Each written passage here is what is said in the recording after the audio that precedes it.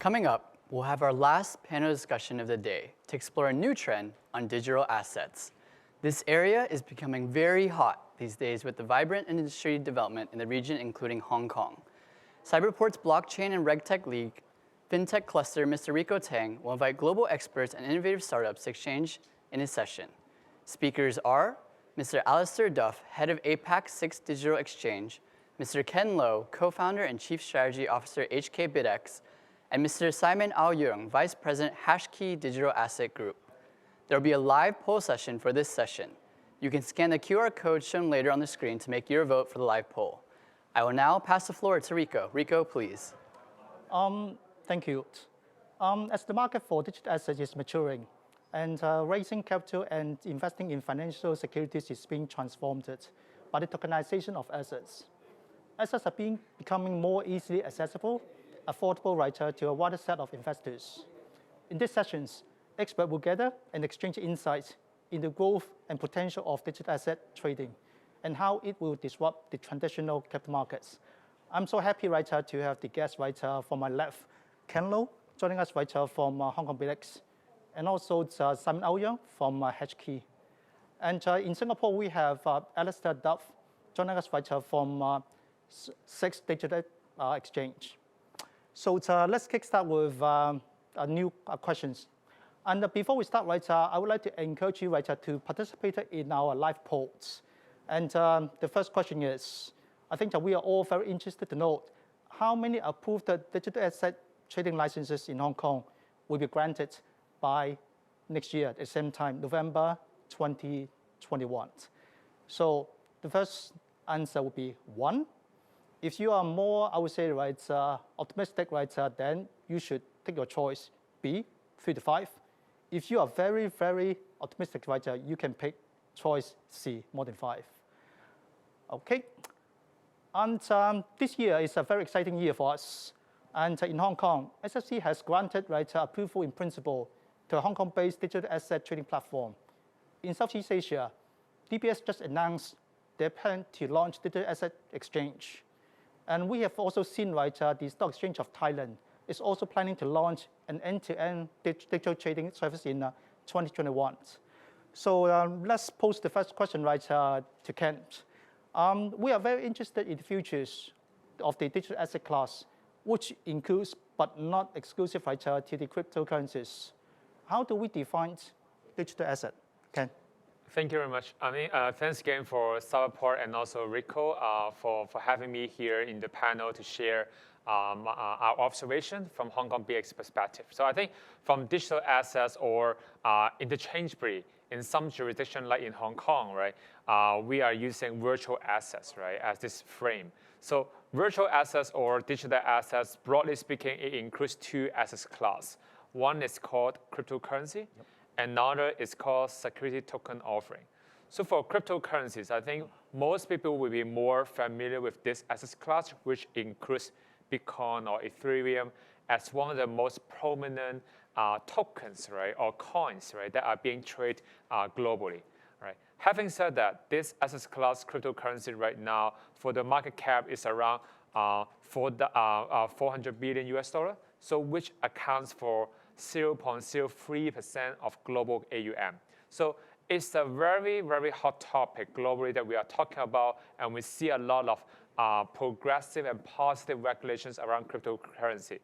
But having said that, it's still a very small asset class, compared to the other asset class like equity or bond, and even in the global AUM.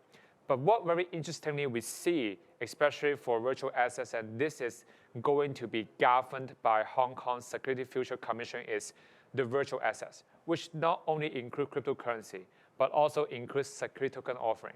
So security token offering, for example, in Hong Kong, the definition includes it is assets backed.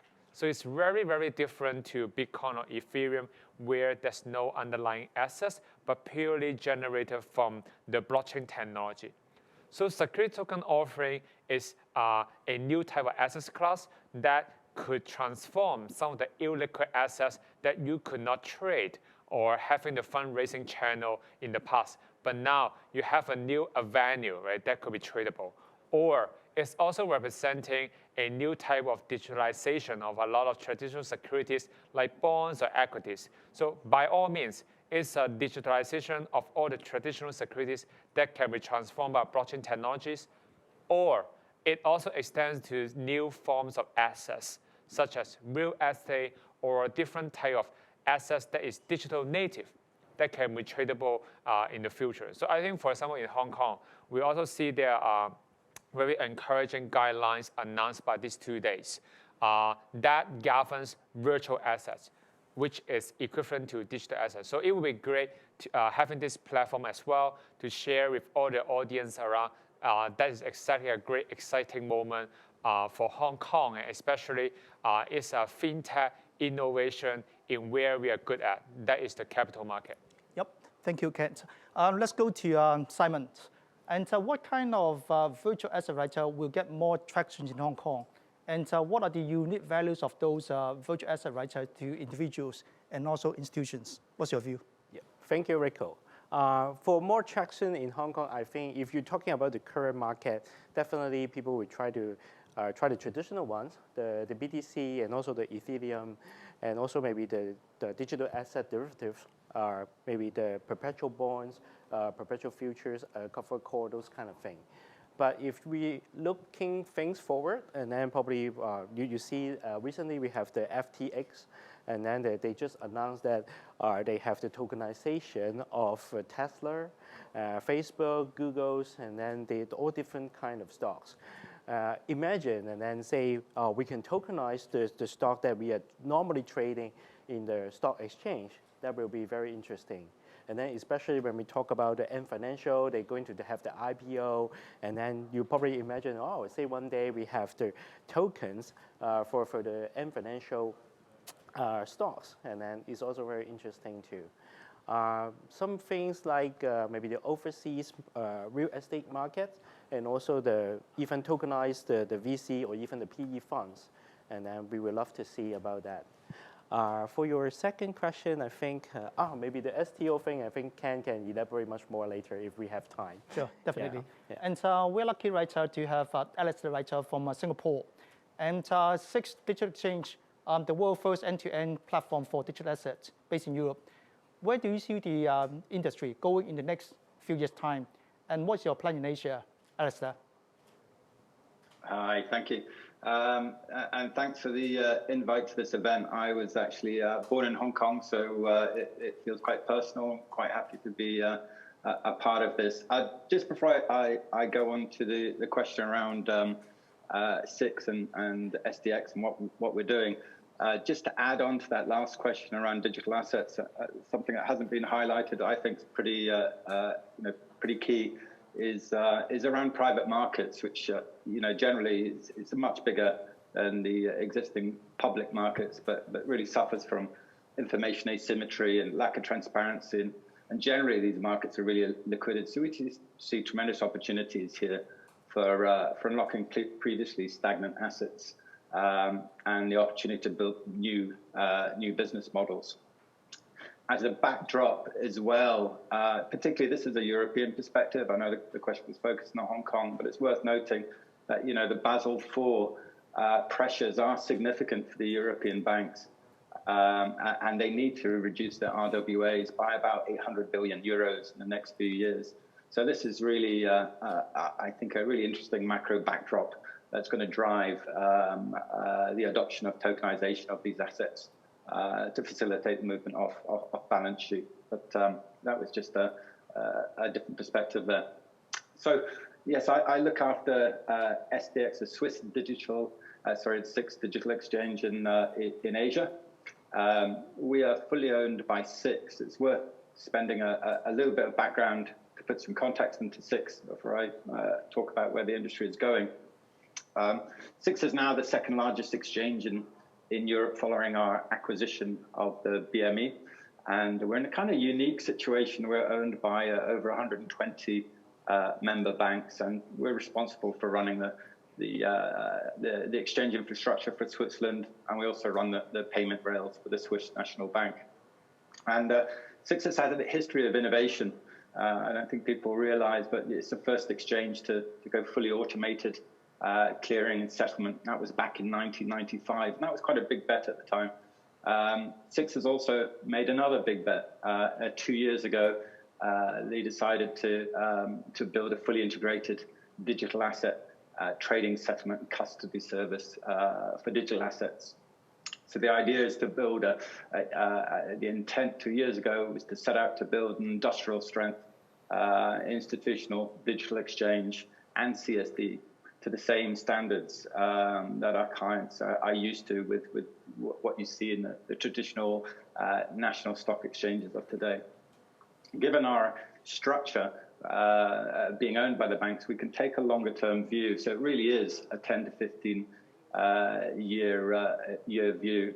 And our approach really in the short term is really on incremental revenues from digital assets rather than replacing what is actually a very highly efficient mechanism for large cap stocks for institutions. A lot of my 25 years in electronic trading, most of the resources from banks had gone onto the front end rather than the back end, as we know, and we're dealing with that now.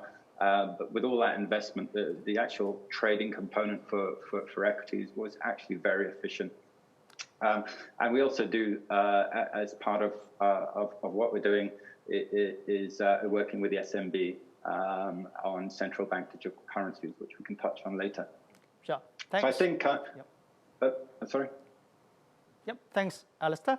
So let's talk about last 2 years has been very challenging, right, for fundraising and for most of the startups. But we have seen some very encouraging news, right, from the PwC report. And in year, I would say, right, 2019, that was the first time, right, a majority of the global digital asset fundraising and M&A deals, I would say, right, happened, right, in, I would say, right, outside United States.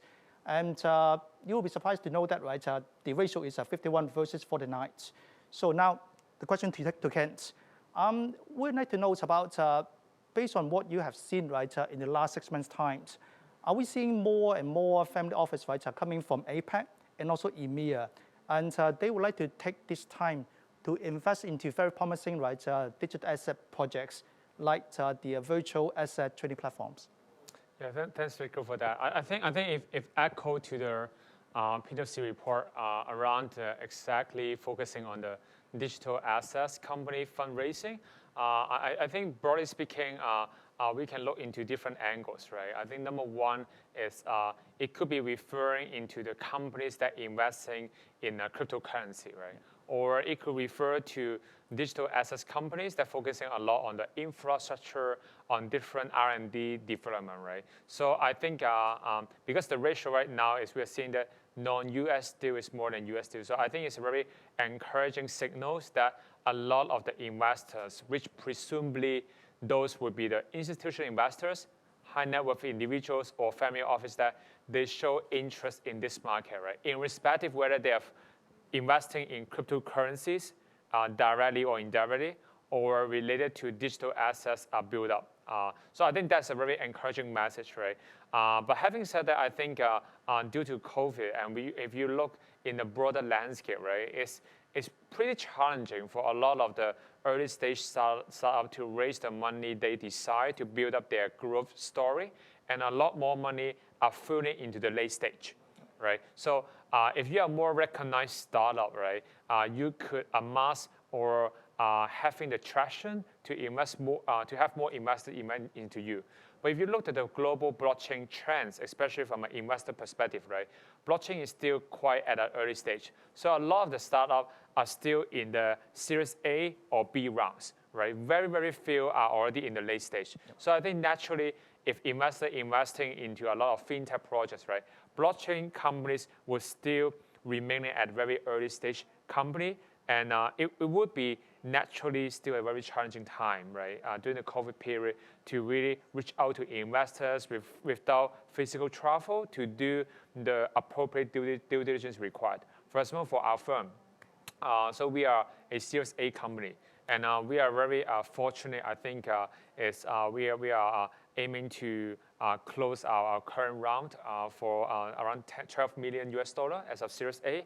So I would say it is really down to a lot of hard work from the team, and also kudos to Cyberport as well, because we are also their incubation program, so they also support us a lot in introducing different investors to others as well. So I was very fortunate in this period, so we closed within 3 months for more than 10 million US dollar from more than 8 investors, right? So it's a very tiresome journey, but also very exciting journey. And we also receive a lot of requests from both listed companies, family offices, traditional investors like VC as well, from more than 4 countries. So I think this also representing that this space still has its own attractiveness and traction to a lot of investors. So I think personally, it echo back to what Alistair mentioned and also what Simon mentioned is the STO.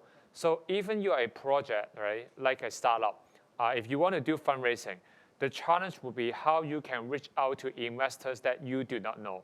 But if there's a lot of exchanges, right, if your project could be listed in SIX or listed in a Hong Kong regulated exchange, right, or in the other places, right, it could easily increase your accessibility to the investors that could be interesting to you.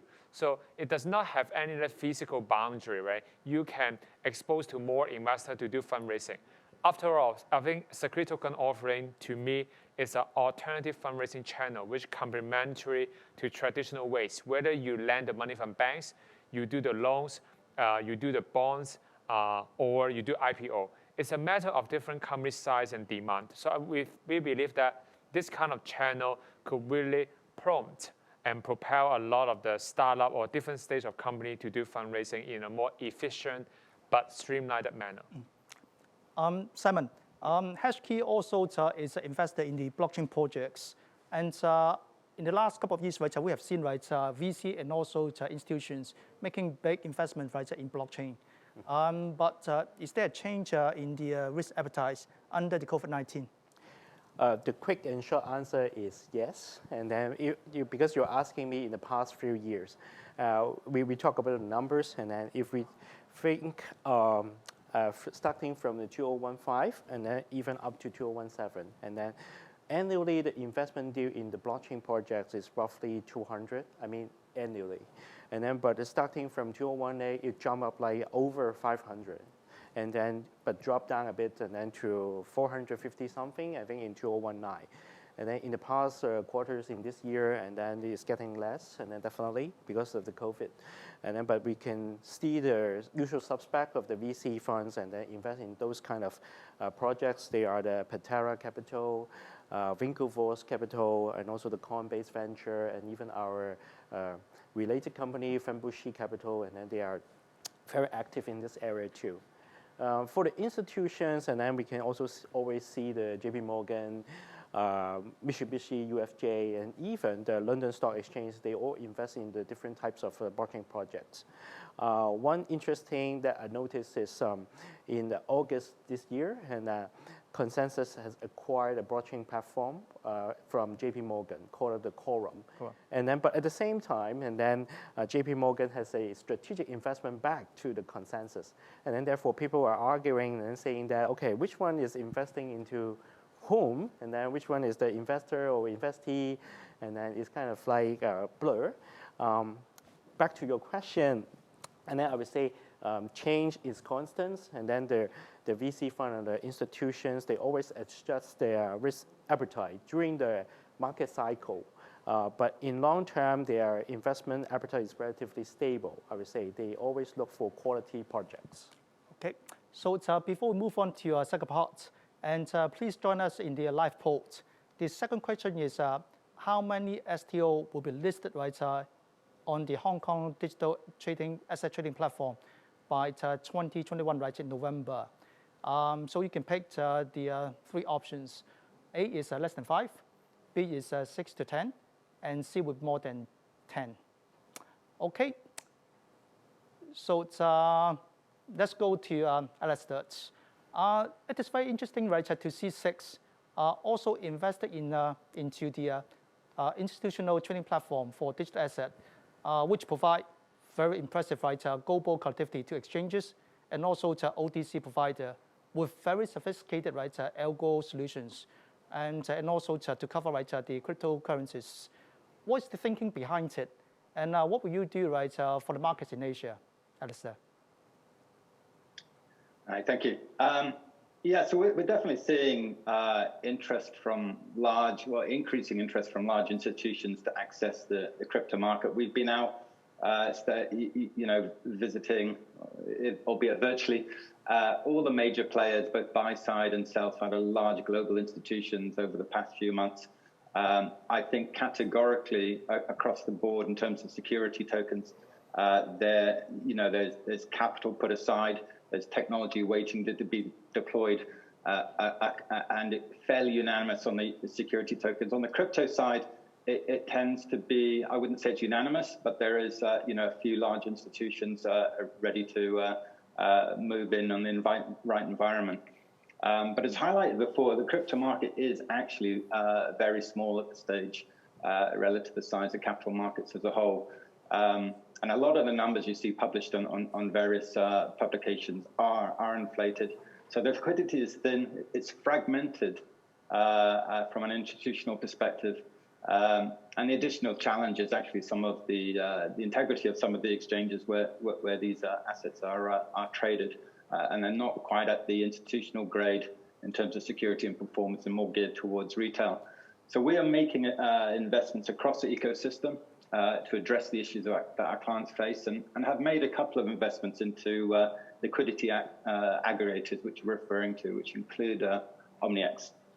And basically, they use sophisticated algorithms, which the institutions are used to using traditionally to source liquidity from multiple venues to really try and help aggregate that liquidity. So the idea really is behind is helping build up that aggregated liquidity and having us as a trusted partner to provide the standardization and a secure gateway into crypto. So this is something that the clients need, but yeah, liquidity is a challenge at those levels of what they're used to trading. So we're a great believer in digital assets. We've made this bet on the Sixth Digital Exchange. The improvements this will bring to capital markets are going to be significant, and they're going to benefit institutions, governments, and individuals. So we're kind of razor focused on helping evolve the digital asset space. But that's not just us on our own. That's going to be building this whole ecosystem. So that's investments, that's partnerships, and really trying to get an environment. Our Northern Star is global liquidity, and it's going to take time, but that's where we want to focus on, and that's what these global institutions need. Thank you, Alistair. And in our virtual asset trading ecosystem, not only do we need a platform, technologies, but also need distribution channel. Ken, in Hong Kong, what kind of role can the institution, I would say, play, like the securities broker? Can they help us to drive the growth of the virtual asset market? Sure. So I think I want to echo what Alistair also mentioned, ecosystem, because I think this is like a buzzword, Everyone is talking about ecosystem, but what does that truly mean, I think for security token offering, as the example that I just mentioned, if a project, if an issuer wants to raise 100 million, if it's not just able to raise in Hong Kong, but potentially in Switzerland, in the other places, it could definitely improve, the efficiency and the time, that the project issuer that they require to, So it's a great benefit to a lot of issuers, and for investors as well. They are not able to be exposed to those projects, but now it could be. So I think the ecosystem, if you look at this, is it could be from the exchanges themselves, There could be multiple connectivity between the different exchanges from regulated spaces, From Hong Kong to Switzerland to UK, US, etc. And that form a great spider net in terms of exchanges and giving a really global like a marketplace, right, for a lot of the private markets that they don't have the transparency, and also it's very hard for the price discovery, and I think this has been mentioned by Alistair earlier as well. So I think that would be one landscape around the ecosystem. Another part would be is if you look zooming in into Hong Kong. Hong Kong, I think, is primed for its capital market, and that's how we propel to be one of the leading international financial center. So we are benchmarking to be the best of the best in terms of the IPO market, right? I think we have more than basically either top 1 or top 2 in the past 15 years, right? So that's great for the Hong Kong capital market. But one thing we have to understand is what makes it great. It's about the ecosystem that Hong Kong has. For example, we have more than 1,000 licensed brokers in Hong Kong. We have more than 60 sponsors or underwriters, right, which day in, day out, finding different quality projects, right, to do fundraising. We have more than 2,000 right, fund houses or asset management firms having license in Hong Kong. So that gives us a super great the infrastructure in terms of capital market about how to build the infrastructure. So what we feel is security token offering and cryptocurrency are the newly added asset class that could be wholly embraced by the existing capital market, right? So we believe, for example, for Hong Kong, BitEx, right? So we are applying for the SFC license, right? We are going through on a very safety and compliance manner, and half of our management team are from Hong Kong Stock Exchange, which is the only regulated exchange for now in Hong Kong, right? To have the operating experience, right? So we believe that is the way forward, is to be regulated, safe, compliant, and security token is a big offering. But having said that, we have a big mission, right? Is how do we embrace the existing great infrastructure of Hong Kong, right? Blockchain, a lot of people saying that it's about disruption, it's about disintermediate all the people, right? It's about peer-to-people. Yes, it could be applied to some of the application, but for us, I think the mission is for asset class like cryptocurrency and security token offering. It's not about disruption. It's about how to bring all the ecosystem players in Hong Kong to join force to create the new avenue, to create a new revenue stream for everyone in the new era, which is the digital economy. Yep, thanks. Simon, and Hashkey is from China. You have a very strong base and also a lot of resources from China. And I think that we all are very interested, right, to hear from you about, apart from the ecosystems, the next big opportunity. And CBDC, right, is a very hot topic today. And do you think that there's a market, right, for a stablecoin backed by offshore renminbi? Thank you, Rico, for giving me this actually not only hot topic, but also a very big topic. And I think if you noticed that yesterday, and then I think there were already 3 sections, and then talking about the CBDC or the DCEP in our Hong Kong Fintech Week. I think the short answer is yes again, and then the growing demand will be the demand will be getting more and more.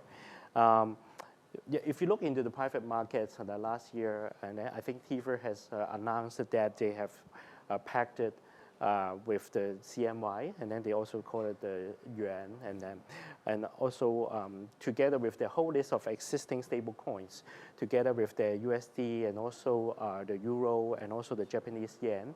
But afterwards, and then the market did not pick up the momentum, kind of died down.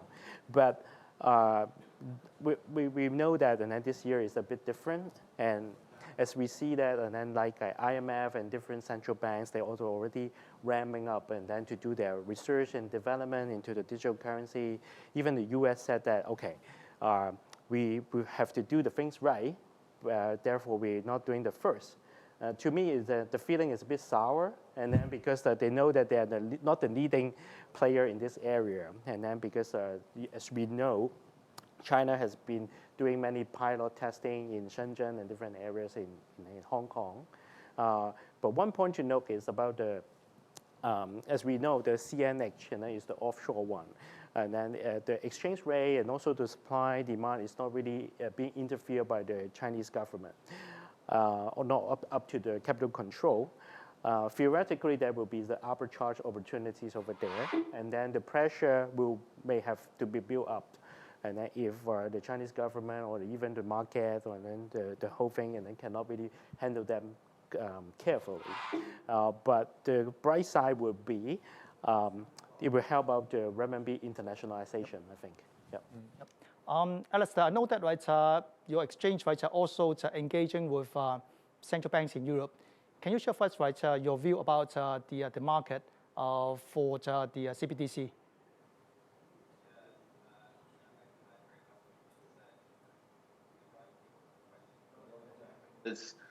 I think back, so I was at R3 when I think the first experiment was Bank of Canada, Project Jasper. That was early 2016. Then we kicked off Project Ubin with MAS later that year. And now, that recent survey from BIS, the Bank of International Settlements, was showing that 70% of central banks are looking at central bank digital currency. So it's moved on remarkably, and you're getting some smaller jurisdictions with live products in there. You've got the work out of China and Hong Kong. So it's an incredibly exciting space. So we work closely with the Swiss National Bank. As I mentioned before, we run the payment rails in Switzerland. So that makes for a good partnership. And we've done some POCs, I'd say near production grade POCs. But the focus really is where we go from here. We want to get real use, real production, and use it within our SDX infrastructure for digital assets versus payments. But timing-wise, I think central bank digital currencies in the most advanced economies is more broadly is probably some way off, with some large jurisdictions still debating and requiring significant policy changes, which is why this proof of concept and these studies that is going on at the moment are really important. I do think there's an interim measure. We're going to see corporate stable coins, or some people would call it programmable money, and that can facilitate those atomic swaps and a lot of the efficiencies of digital assets. So, personally, because our focus on our North Star is global liquidity, the critical piece for us, and which I'd hope we start seeing next year, is more cross-border central bank digital currency initiatives, and I think that would be a really nice next step to see. Thank you. Yep. I think for CBDC, we have to understand is there are two broad spectrums that we are talking about. One is about on the wholesale, where a lot of projects that Alistair also mentioned, the Project Jasper from Canada, Project Ubin from Singapore, and also in Hong Kong, we are also working with Bank of Thailand for the Project Lion Rock, right? So, but in China, right, the momentum is skewing towards on the retail side, right? So we have to understand that there are two big camps, right, in the CBDC discussion and adoption around wholesale side or retail side. But I think having said that, I think for Hong Kong BX is we believe that Hong Kong, right, has a great role to play is how to supporting the renminbi internalizations, right, having the DCEP as one of the potential settlement currencies in the future virtual assets trading platform. And that's exactly what we are trying to be already in the process of applying for the license for such. On the second front is, if CBDC is going to be future and is here to stay, could Hong Kong to be the prime foreign exchange hub for the CBDC, right? Where in the traditional market, we could not able to get the crown jewelry, right? So I think this is a lot of exciting moment for Hong Kong in order to capture the next wave of opportunity. And I think it's up to us and also around how we collaborate with different stakeholders, including government and regulator, to really push the agenda forward in order to ensure Hong Kong remains very competitive in the next era of the decade, which is surrounding topics like digitalization, digital economy, and how using latest technology like blockchain to fuel through the acceleration. Okay, thank you, Kent. And I think that before we show the result of the live poll, maybe let me ask the last question to the speakers. And we talk about investments. Apart from investing into the virtual trading platform, where is the next opportunities in terms of technologies? Should we invest into technologies, right, that could build around the ecosystems? I would like to get the view from Simon, and also from Ken? Yeah, to me, and then definitely yes. And then for Wanxiang and also for Hashkey, and then we keep on investing into the different infrastructure and also to build up what Ken and also Alistair mentioned about the ecosystem. And we have you can call it like an associated company in Shenzhen called the Platon, and then they have the strong builder in this area. And then, but we are still cooking something, and then probably you will know in Q1 next year. Yeah. Love to hear more from you. So Ken? Yeah, I think for us, it's a very interesting time for us. Is even we are a Series A company for now, right? We also receive a lot of strong interest from our current round investor is to set up a strategic venture capitalist funds with us because they want to rely on our expertise and network and understanding about how to build the ecosystem together, right? So we receive quite a number of family office and also investors that they want to co-create a VC fund with us to invest in the ecosystem that Hong Kong base want to build upon. So we definitely see there are a lot of interesting, I would say, moments, right, around this. And I think having the exchange as a core of our application, we can build around this. And I think that creates a great synergy for both the staff to be investor and for us. Okay, thanks. Can we have the poll results?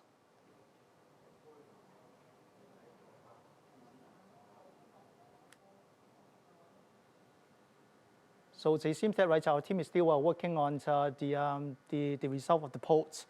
And wow, so it's, people are very optimistic about Hong Kong. If you look at the result, right, 80% of the participants, right, believe that right, we're going to see more than 3 and approved virtual asset trading license in Hong Kong, and by November 2021. So it seems that right, we're going to create more jobs. That's important for us. Yeah. And shall we take a look at the second question about the number of STO listed on the Hong Kong approved virtual asset trading exchange? So the results coming. Wow. I saw the number. Wow, you see, 100%. So all of us right, believe that right, sometime next year at the same time, right, we're going to see more than 10 STOs listed right, on the approved right, virtual asset trading platforms.